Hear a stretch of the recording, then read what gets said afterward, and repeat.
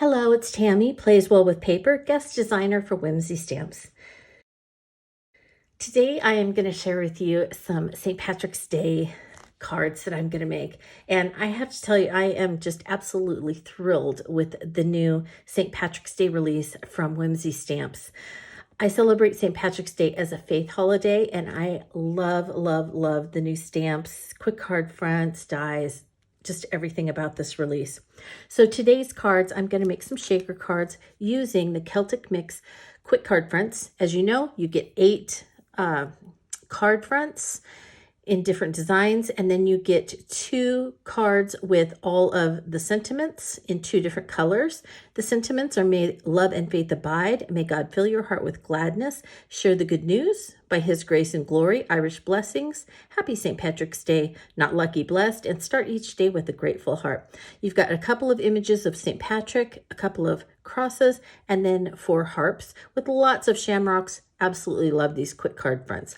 Now I'm going to make these into shaker cards. So I do have some A2 full front shaker pockets from This Calls for Confetti. And I also purchased a whole bunch of green and gold confetti that I can put in the shaker pockets. And we can have some really great shaker cards today with these. Now, even though I have sentiments I'm going to put on the front, I can't help myself. I will probably use this on pretty much every card that I make, but also some of the home decor. I'm going to save a few of these for some home decor ideas I have. But on the inside of the cards I make today, I want to add some of these quotes.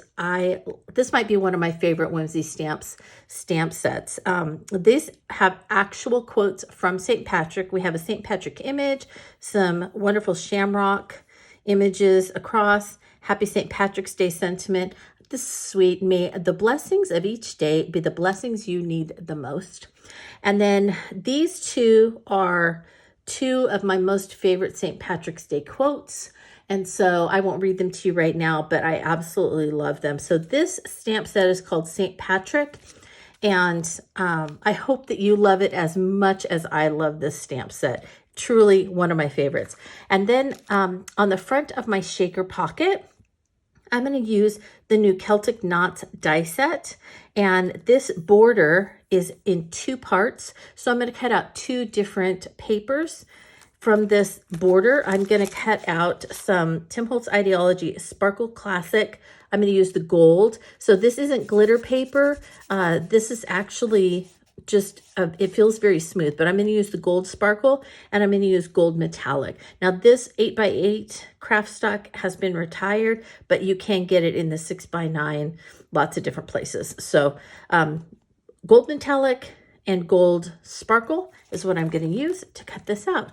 And so I'm just so excited about this release. I love, love, love it. I hope you love it as much as I do. So I don't want to wait any longer. I want to invite you to come along and let's get making. To be sure that the quick card front fits in the pocket, you need to trim a 1/16 of an inch off of one side and 1/16 of an inch off of either the top or the bottom, whichever you decide. But you need to trim off just the slightest amount so that it will fit inside the A2 full pocket for the shaker card. Once that's done, the shaker cards have an outside and an inside. The outside has the remove sticker, and then it has a film on it that you will want to remove. The inside has the double-sided tape, and so you can just kind of feel both of those and figure out which one's the inside and which one is the outside. And then you want to fold in the scored lines with the double-sided tape. You want to score those little flaps toward the inside, and I just score the bottom and both sides, and then I make sure that my trimmed card front fits, which in this case it does. And so I hold it into place, making sure that it's all the way at the bottom and equally between both sides. And then I start peeling that double-sided tape off of the flaps. I start on one side, hold it down, making sure it's still in the right place, and then I do the bottom, and then I do the other side. I leave the top open, but then I use a bone folder or a creasing tool, and I make sure that it's nice and flat all along all three of those edges. And then before I take that film off, I got out some of my confetti that I showed you earlier, and I just dumped some of a bunch of the different types of confettis into the shaker pocket. And you can decide how much you want. If you just want a little bit, that's fine. I kind of wanted a lot. I wanted these very sparkly and shakery. And then you go ahead and take the sticky off of the top flap, fold it over, and it should be sealed all the way around. And there you have your shaker with the pocket. So now that I have all of that done, I go through and I take off that film that's covering the pocket, and there it is, nice and shiny and sparkly. Now I want to work on my border, the Celtic Knots border. So this is the inside portion, and I have it facing down onto my sparkle craft stock. I'm going to go ahead and pull that out, and I was able to get two out of each of those 6x9 pieces. Now, I looked and it seemed like it cut through, but I wanted to make sure, so I just ran it through a second time. I didn't actually have to do that on any of the rest of them, but as this was the first time, I wasn't sure. Isn't that beautiful? Look how wonderfully that cut. So that's the first step. And now I'm going to cut the border for that, which is actually in two pieces. So I put down a sticky um, surface. You could use a magnetic mat if you want. I put down the outside border, and then I put that piece that I already cut out down, and then I put the inside border so I could make sure that it was lined up properly.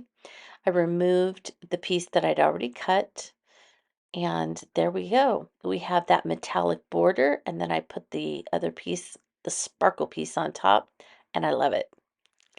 So I cut four of each of those, four of this piece out of the sparkle craft stock, and then four out of the border piece.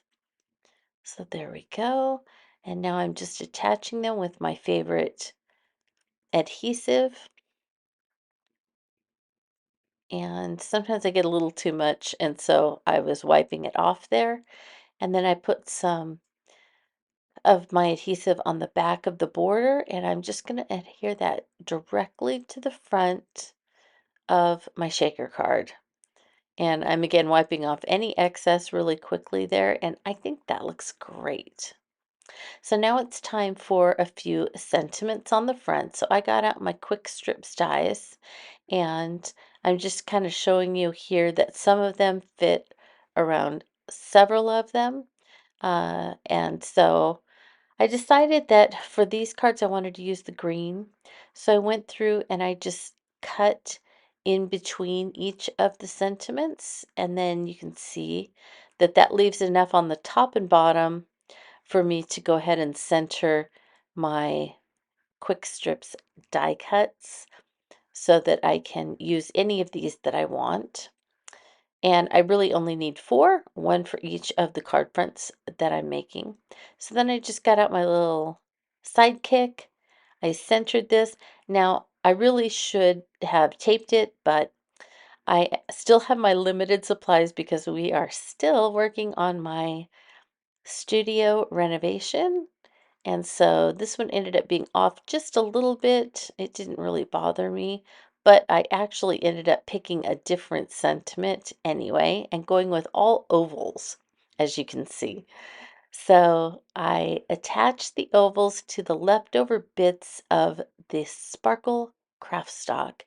And then I just used my scissors and I hand trimmed a little sparkle mat around each of those sentiments. So I did this with all four sentiments. And once that was done, I attached those to the card fronts. So I'll show you that in just a second.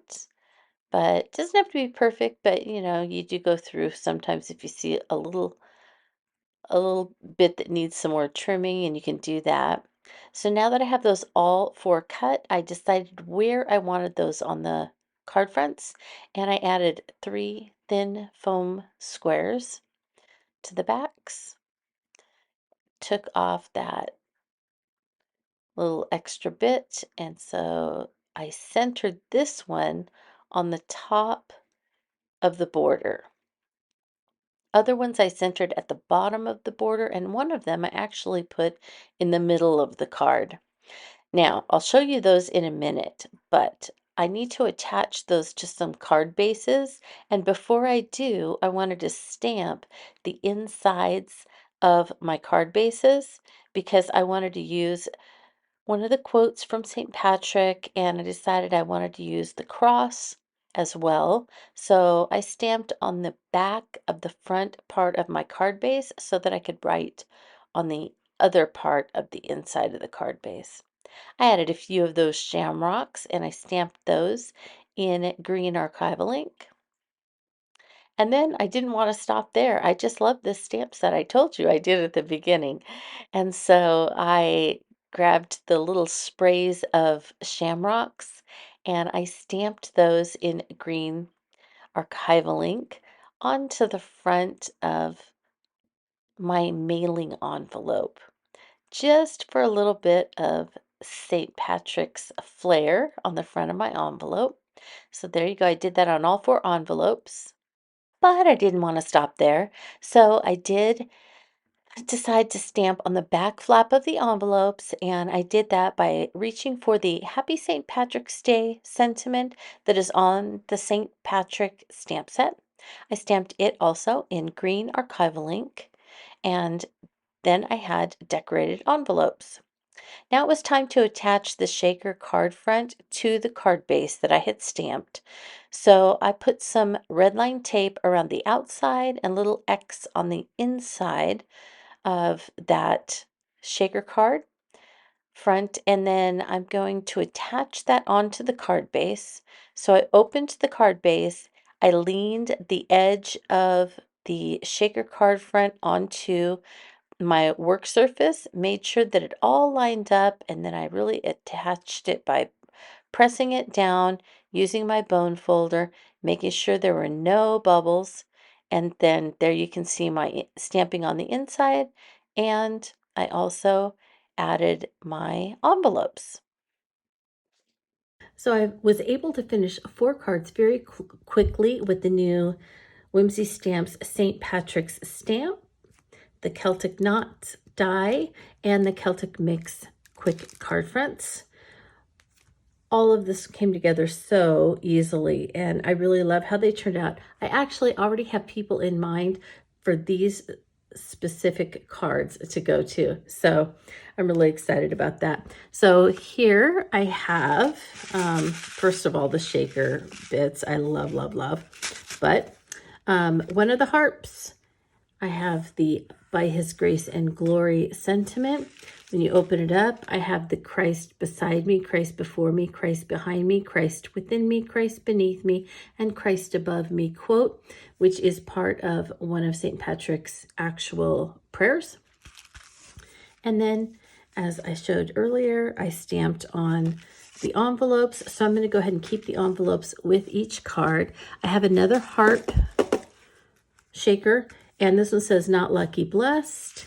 And again, same stamping on all of that. So I love how some of these just stay on up in here so that you always see the fun shakers.